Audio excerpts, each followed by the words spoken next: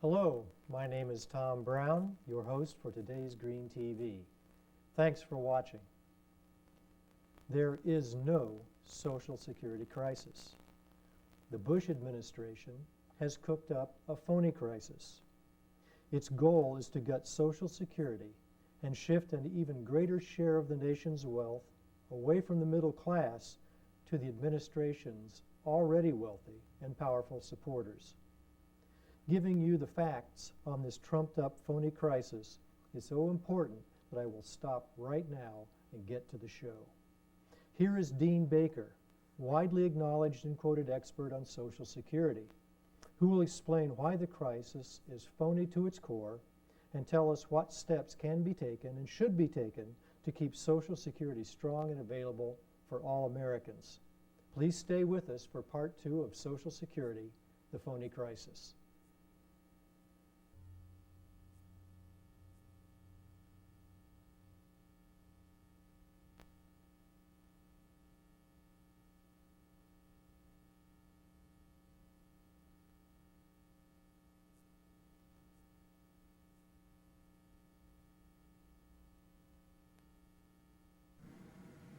Okay, well, I'll just go through some of the tricks that I've encountered. I already mentioned some of these, but just to re-emphasize them, because you'll likely hear them again and again. Again, the $1 trillion, it's sometimes I've been on panels with people. You could find the $4 trillion number I mentioned. That's in the trustees report. You could also find a trustees report if we calculate this over infinity. So we imagine we never change the system. We still have the same system in place in 2,500, 2,700. You get an $11 trillion shortfall. And I think it's important to point out when you get this really big number that the vast majority of that comes after 2,100. So I'm not too worried. I trust if we really have a big problem in the year 2100, they'll be able to figure it out. First off, when someone's expressing this number, this trillions, it's just silly. You can express it as shared GDP. It's a way to express it that's meaningful to people. Everyone here could understand when I say 0.6%. When I say 4 trillion, it's an absolute meaningless number. I could have said 40 trillion. It would mean the same thing to everyone. No one thinks in these terms. It's just trying to scare people. Ratio of workers to retirees. I don't know how many times I've been on panels, and then they go, oh, but today we have 3 workers to retiree for every retiree. In 1960 we had 5, and come 2030 we'll just have 2. That's right. We knew that. Those are in the numbers. Those are in the projections. Okay, and the reason why we can cover that, well, comparison I like to make, if you go back 50 or 60 years, there were about 10 farm workers supporting every 100 people in the population. Today it's about 1. Okay, we still have plenty of food. We export food. Okay, well, we got more productive. Our farm workers are a lot more productive today than they were 50 or 60 years ago. We continue to get more productive as a society. So why should that be a great fear for us that, we're going to have more retirees for every worker? So what? We're going to be more productive. That's in the numbers. We already knew that. Okay, the trust fund. This is something that people have been very badly misled, I think quite deliberately about. The trust fund, people often, I've been on a lot of panels with people, they say, well, the trust fund's an accounting fiction. These are IOUs, these are pieces of paper. Well, this is a 21st century economy. I doubt many of you carry around a lot of gold, right? I have a checking account. My bank probably has some amount of cash in their vault. I doubt they have any gold there. I don't know. I wouldn't know or care. In 21st century economy, the vast majority of our wealth is held as accounting entries. Okay, we routinely make payments as pieces of paper. I give someone a check, they're very happy to get it. I haven't bounced a check lately, so that they could take my check. I get a check from the government. I can take that, I use that, I spend it. The dollar bills we have in our pockets, those are pieces of paper. So what does someone mean when they say, oh, the trust fund, those are nothing but worthless IOUs? Well, they're bonds. Any bond is an IOU, but we usually don't call them that. I mean, if you look on in the financial pages, we probably see that IBM and General Electric, they issue bonds. It doesn't call them IOUs. Okay, we could. I mean, it's an unusual thing. I always ask the people when I'm debating them, do you hold any General Electric IOUs? It's a dishonest thing, because these are government bonds. Okay, now will the government repay them? I've been on panels with people, so I say, so are you suggesting that the government will default on the bonds held by the trust fund? And they invariably get upset that I would say that. How could you say that? How could you suggest we default on the bonds? I go, fine, then why are you raising it? Okay, deliberately, this is a shell game.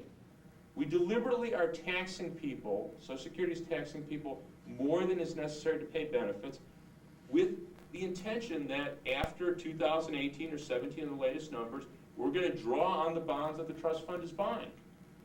Okay, we're going to draw on those to pay Social Security benefits. Okay, now people will say, well, that's just out one pocket, in one pocket, out the other. No.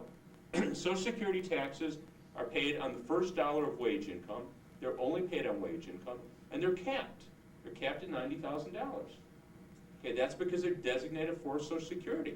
Now, where will the money come to repay those bonds? Well, under the law, that money would come from general revenue.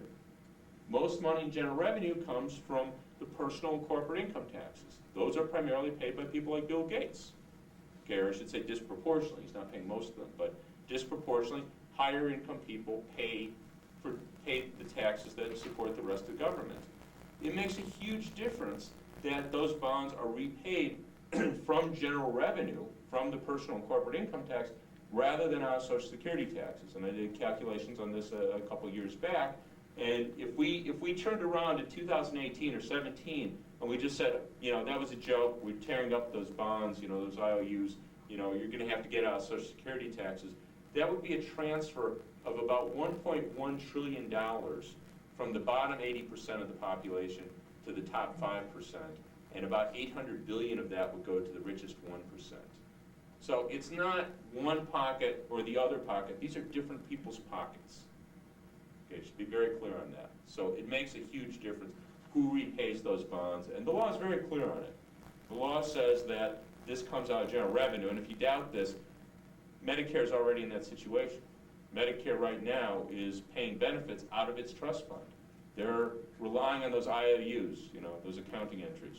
That's how Medicare is paying its bills right now. Not entirely, but part of its bills are being paid from those IOUs. No one's even raised that as an issue. Talking about the problem, you know, I began this by making reference to Pete Peterson, where he's talking about demographics and old age and how much money we'll be spending on seniors. And you can say Medicare and Social Security together are going to cost some huge amount of money. And that's, of course, true. But anything I put in a sentence with Medicare, Medicare and roads, okay, Medicare and bridges, Medicare and running the State Department, anything you put in that sentence will be a huge amount of money because our healthcare system is broke. And part of our healthcare system, or a significant chunk of our healthcare system, is paid for by Medicare. Just to give you an idea of how broke our healthcare system is broken, we pay on average more than twice as much per person for our healthcare as the other rich nations in the world. Yet our life expectancy are at the bottom. Okay, people in the United States don't live as long as they do in Germany, France, Canada, pick your country. But we're paying twice as much, more than twice as much than the average of the other rich nations. And yet we have shorter life expectancies. And the bigger concern is it just keeps growing. Okay, so you project that out, as is done in the Medicare Trustees Report and other government documents. They project out, it just keeps growing. And you know, if healthcare costs keep growing like that, and roughly half of our healthcare costs are picked up by the government, either through Medicare or Medicaid, or primarily through Medicare or Medicaid, it will be a devastating problem. But it'll be a devastating problem even if we shut down those programs because we can't afford our healthcare. Okay, again, it's something I think we should be talking about, and it's unfortunate, to my mind at least, that we're spending all this time on a program that's really working very well by most criteria, and instead, you know, ignoring, you know, the healthcare problems. The last point about privatization, again, you know, the problem, insofar as we face a problem of an aging population, more retirees, you know, privatization, the money has to come from somewhere. There's nothing that privatization does. It could reshuffle the cards. But there is no manna from heaven in this story. So insofar as we're talking about having, you know, more people, more older people 30, 40 years from now than we do today, that's a problem that exists whether we privatize the system, we don't privatize it. Privatization doesn't change anything in that story.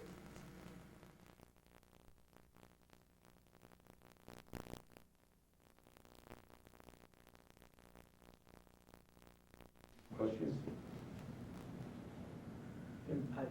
I don't see Social Security being the problem. I see the problem as being the overall federal spending and income. You know, when we get closer to 2017 and the government has to start learn to live without those Social Security surpluses, plus paying back the trust fund monies. I mean, I see that as a big problem. What do you say? Yeah, no, I agree with you. It has nothing to do with Social Security. So what's going on here? And again, this is something that a lot of the privatizers have played with. I was actually debating a guy a couple nights ago, and he said, well, the problem is in 2017, it's actually 2008. And what happens in 2008 is that the surplus peaks. He was actually being sloppy. The surplus actually peaked in 2001. But we'll ignore that. Let's give him credit for having been right. In 2008, the surplus peaks at about $90 billion a year. So the annual surplus. So what's the annual surplus of taxes over benefits? That peaks in 2008, and we'll hypothesize it's 90 billion. I don't have the exact figure, we'll say it's 90 billion.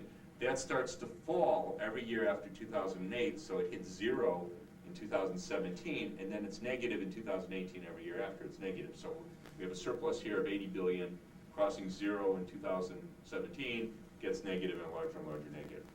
Okay, well, from the standpoint of the federal budget, that is a concern. Certainly a concern, it's a problem, I don't mean to underplay it. But the point is, it's nothing to do with Social Security, and the analogy I make is, suppose I have a rich uncle that's lending me $10,000 a year. Okay, and he calls me up and he says, well, listen, come 2008, I'm going to start lending you just $9,000. And then 2009, I'm only going to lend you $8,000. 2010, 7. And then after 2017, you're going to have to start paying me back. Okay, well, that's a problem for me. And this is a problem for the federal budget. It's not a problem for my rich uncle. Okay, so somehow they've managed to flip things on their head that my rich uncle has a problem because in 2008, he's only going to lend me $9,000 instead of the $10,000 he's currently lending me. So we do have a very big problem with our federal budget. We have a very large deficit this year that if we didn't have the money we're borrowing from Social Security, it would be an even larger deficit. It would be over $500 billion. It's $400 billion without Social Security. It would be over $500 billion if we add in the money we're borrowing from Social Security. That's a big problem, and that means we should be talking about, the current tax rates, are they high enough? We talk about spending as well. But the government is running a large deficit, and that's a real big problem. But it's nuts to blame a rich uncle for that as lending us the money. Okay, so we're totally missing the topic when we're talking about Social Security. The people think that's a big problem. We should be going to President Bush and go, well, can we afford your tax cut? Can we afford your spending policies? Maybe we have to address that, but that's not Social Security. Nothing to do with Social Security. Risk of failing economics. When you were showing the slide where core income was $900 this year, or somewhere, take it out, dips, comes back up, you said it's going to be more than what our grandchildren will be gaining, more than what we're getting today. Yeah. That would assume, I think, that it has to be indexed in some way. Is that true? Absolutely. This is under current law. Currently, the benefit is indexed to average wages in the economy. So this assumes the rate of average wage growth that the trustees are assuming, 1.1% a year. So what's happening here is we get to 2000, and this is adjusted for inflation. So that's the question. $900 in 2041 isn't what it's going to be today. That's right. This is adjusted for inflation. So in 2041 dollars, this is probably something like what would it be? Probably about $3,000. So the actual size of those checks in 2041 will be around 3,000. Okay, so we've adjusted for inflation. Good question. Is there anything that the government has that's off budget? I've heard someplace they've got $30 or $40 trillion of liabilities that are off budget. How does this affect the Social Security system? Well, Social Security under the law is a separate and distinct system. So all we have to do is look at the money that comes into Social Security and form a tax They have these rate. other obligations, see all these trillions of dollars, trillions about enough to give everybody $4,000 in the United States. And you have 30 to 40 trillion of unfunded, like military pensions in this. All these pensions, unfunded, they need to draw them from general revenues. Yeah. And they keep on spreading this out. What is this going to do unless we have tremendous productivity and growth gains? And that's mostly controlled by the elites. Well, a couple points. First off, again, this is all separate from Social Security. So we can look at the federal budget and say that there's lots of problems with the federal budget. Nothing to do with Social Security. Because Social Security, again, under the law, we can change the law, but under the law, Social Security is a self-financing program. So if we want to say, okay, we don't want it to be a self-financing program, just like any other program in the budget, fine, but then it doesn't make sense to say it ever faces a shortfall. We can't say the Defense Department faces a shortfall. What would that mean? So under the law, we pay for Social Security from Social Security taxes. It's a separate program. So if the federal budget has a problem, that's a problem for the federal budget, but it's not a problem for Social Security. just getting to the unfunded liabilities, there's a lot of different measures there. Most of these, again, you get trillions of dollars. These are over a very long horizon. So, you know, if we take a 100-year horizon, the federal income or federal national income over a 100-year horizon is going to be in the thousands of trillions of dollars. These are big numbers, you know, so you mentioned the military pension. Those are big numbers, but those are actually very small relative to the federal budget. I offhand couldn't tell you what the military liabilities for federal pensions, military pensions, but my guess is it's probably somewhere in the order of hundreds of billions, 200 or 300 billion.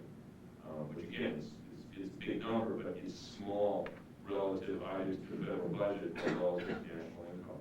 Where you do get the really big numbers, well, let me mention one other number, and I'll come back to the really big number. The one other number that I think is important, we should be talking about, Pension Benefit Guarantee Corporation, the government agency that guarantees the defined benefit pensions, that is insolvent right now, and that is going to face a liability that will probably get into the hundreds of billions. It's not that huge, but it is a considerable sum. And it does worry me that no one seems to be taking that very seriously at the moment, because, you know, that's guaranteeing mortgage pensions, and I'm concerned what will eventually happen there. But the really big numbers, when you get into the really big numbers, again, it is healthcare. And, you know, for whatever reason, people do not want to talk about the current healthcare system. Again, it's not Medicare and Medicaid. Those Medicare and Medicaid pay for a lot of healthcare, but it's not as though Medicaid and Medicare are running up these big expenses, and the private healthcare system somehow has things under control. It's the exact opposite. If anything, Medicare and Medicaid have things more under control. And again, I keep pointing out, we're the only country in the world that has this problem. It has it in the same way. Healthcare is a problem everywhere. But ours is qualitatively different than every other country in the world. So when you see the really big liabilities, almost invariably Medicare comes up. It's associated with healthcare. And we do absolutely have to fix the healthcare system. Again, that takes us a different direction than this debate. What do you think is the real reason behind the push for personal accounts right now? Well, I think there's three different things that go together on this. One is obviously the financial industry would make a lot of money if they get their hands on this. You know, when I was talking about the administrative expenses of a privatized system, well, that's income. These are the fees, the commissions, the profits for the financial industry. So if you can imagine, you know, Wall Street firms getting their hands on Social Security money, that'd be tens of billions a year in fees and commissions. So, you know, they have a very direct interest, and some of them have been quite open in supporting, you know, President Bush's plan. The second thing is, if you look at Social Security, the program is somewhat redistributive. So if you're a high-end earner, let's say you always earn $100,000 a year, a lawyer, a doctor, you know, you have a high income, you're always paying the maximum tax, you have pretty good expectation that will always be the case, it's not a great deal for you. You probably could do better with the system of private accounts. And if you look at who supported President Bush, well, he did very well among this group. So, you know, when you look to his base of support, you know, you have a lot of people that would probably fare better with private accounts than they do with the existing Social Security system. The last group the last motivation, I think there is something to an ideological motivation. If you don't like government social programs, Social Security is the biggest of them all. It's the most popular. You know, so if you don't like government social programs, and some people clearly don't, including a lot of people associated with the Bush administration, I mean, they're open about that. That's not secret. They say that. You go after Social Security. So I think it's those three coming together. Part the direct financial interest of the financial industry. Secondly, that high-end earners, people who are disproportionately supporters of the president, stand to gain personally if they can get something like this through. And third, there are people who, for ideological motives, really would like to see Social Security dismantled. Maybe I have several questions I'm going to try to put together on the interest in it. Tomorrow, the AFL-CIO is going to be holding some demonstrations around the country addressing Charles Schwab, the financial services firm, which I believe is part of a coalition of financial service firms that have advocated privatization. It may be true that private accounts would have been very beneficial to him, but it seems that President Bush has slowly drifted away from that. I think he did utter the words, private accounts don't address the shortfall. I think he's done that in the past few weeks. But as far, it seems everyone is pretty much in agreement there is some kind of shortfall somewhere mid-century. Something's going to happen. One of the solutions that's been out there is, why not raise the cap? You've mentioned raising the tax rate, but maybe in part, it's raising the cap. I have heard our local congressman has said that wouldn't solve the problem. Matter of fact, it would perpetuate the problem, because if you raise the cap, then these people would have a higher benefit, and we're right back to the same shortfall. Is there any truth to that? And is raising the cap a good way of addressing the shortfall, being a variation on raising the tax? Yeah, well, I think it's a very reasonable route to go, and, he's just got flat wrong when he says it doesn't address the problem, because we have exact numbers from the actuaries, that if we raise the cap enough to, currently about 84% of wage income falls under the cap. Back when the Greenspan Commission set the cap in 1983, about 90% of wage income fell under the cap. And so we had so much of a redistribution, it went from 90 to 84. If we raise the cap enough to, again, cover 90% of wage income, that'd be about 140,000 a year, so we raise it from 90 to 140. Then that would reduce the shortfall, according to the actuaries, by about 0.75 of a percentage point. Okay, so if we compare that 0.75 to their estimate of shortfall, 1.93, it gets you a little, about 37% of the way there, roughly. If you compare it to the CBO estimate of shortfall, which is just about 1 percentage point, then it gets you more than 70% of the way there. Now, the reason why he's being very sloppy, I don't know whether he knows better or not, you will raise the benefits you pay out, but it's not at all proportionate. These are high-end earners. This gets back to the point I was saying they don't get a real good return. Social Security has a very progressive payback structure, so that if you're always working near the minimum wage, when you retire, you're going to get a benefit that's close to 90% of your working wage. You get a very good payback on what you paid in. If you're a high-end earner, let's say you've always been earning $90,000, always been earning at the cap, what you're going to get back, you get more than the minimum wage worker, but it'll be a much smaller share of your wage. You'll get back about 20% of your wage, a little over 20%. So it's true, if we raise this cap to 140,000, we would also be paying out more in benefits, but nowhere near as much as what we're taking in taxes. And the actuaries have calculated that. That's a very precise number, 0.75%. Okay, so it goes a long way towards, eliminating the shortfall. And again, Congress thought this was fine back in '83. They passed that recommendation almost unanimously. So, it doesn't seem to me like it's that outrageous to say, look, why don't we just go back to where we were in '83? It gets us a long way there if we're looking to fix the 75-year problem. It might be also worth mentioning that if you totally eliminate the cap, as is the current structure for Medicare, there's no cap on the Medicare tax. If you eliminate the cap, then you solve the entire problem. That's right. That's right. So eliminating the cap altogether, and this is, again, raising benefits in step, so you keep the same benefit formula, just remove all caps, you would eliminate the full shortfall over the 75-year horizon. I think he said that they're basing their estimates on a 1.9% growth of the economy. Yeah. And the economy has historically been growing by about 3.4%. Yeah. If you projected out 3.4%, what would that do to the Social Security? It would be some until the late, 2070s. So you'd get way out there. Yes? I was curious about the statistic about the privatized system that it could cost up to 15%. Yeah. If I was going to invest in one of the mutual fund companies that are being considered for this, might cost maybe tops 3 or 4%, and maybe even below 1%. I was wondering where the extra cost came from. Let me explain one of the tricks that these people do, and it's really dishonest because they know better. They must know better. They talk about it all the time. I'm trying to compare apples and apples. The Social Security system is a flow of money. We have money going in each year, money going out. Okay, so if we look up in the trustees' report, they have a very precise record. They know down to the dollar how much they spent on administrative expenses last year. So what I'm saying is, how much of those administrative expenses as a percent of the money that flowed into the system? Okay, so it's a percent of the flow.